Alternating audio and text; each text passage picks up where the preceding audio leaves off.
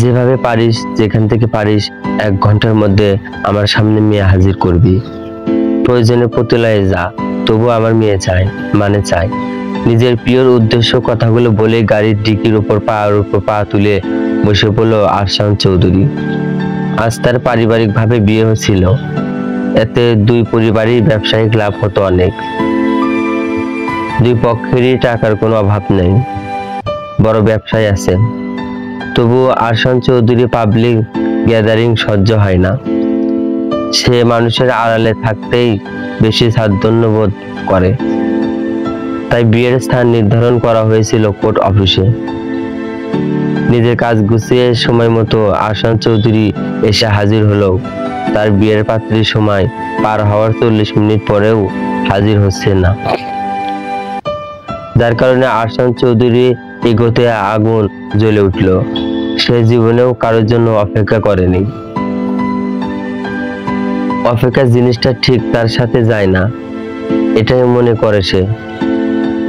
তবে আজকে এই মেয়ের জন্য অপেক্ষা করছে শুধুমাত্র নিজের ইমেজের জন্য।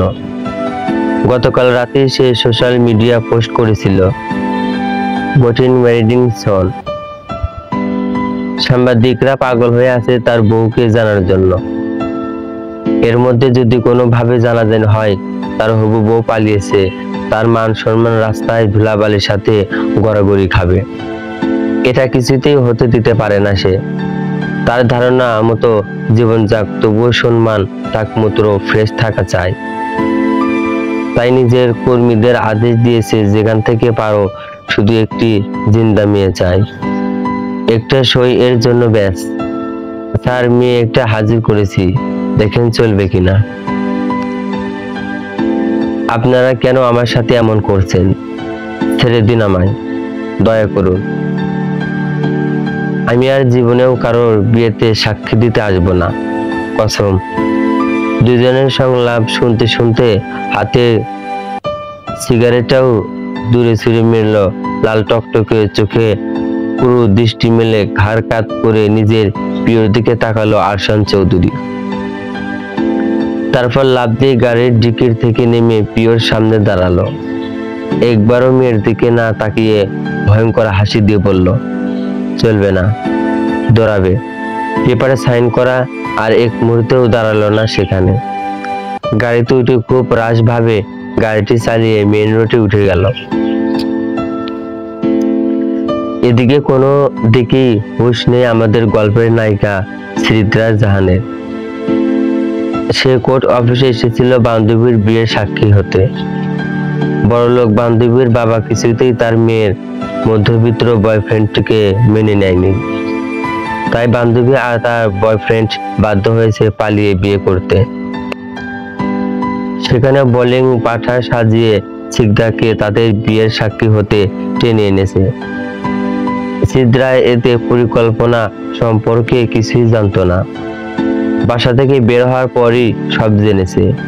সেই থেকেই সিদ্রা ভয়ে কুঁকড়ে আছে। তার মা এসব কোনোভাবে জানতে পারলে একেবারে টুকরো টুকরো করে বুড়িগঙ্গায় ভাসিয়ে দেবে ওকে। যে রিনা খানের মতো মা তার বান্ধবীর মেয়ে শেষে বর বউ দাঁড়িয়ে ছবি তুলছিলি আর সে এক পাশে দাঁড়িয়েছিল।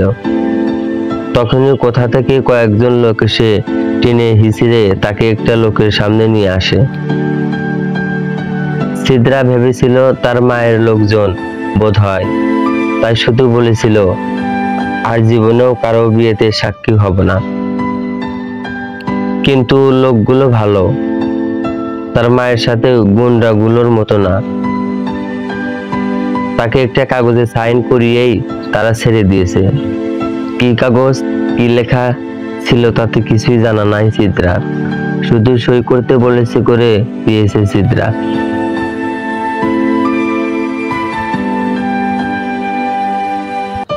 সূচনা পর্ব তেমন কিছু না। গল্পটির নাম লেখিকা শ্রীগন্ধা মেহজাবিন।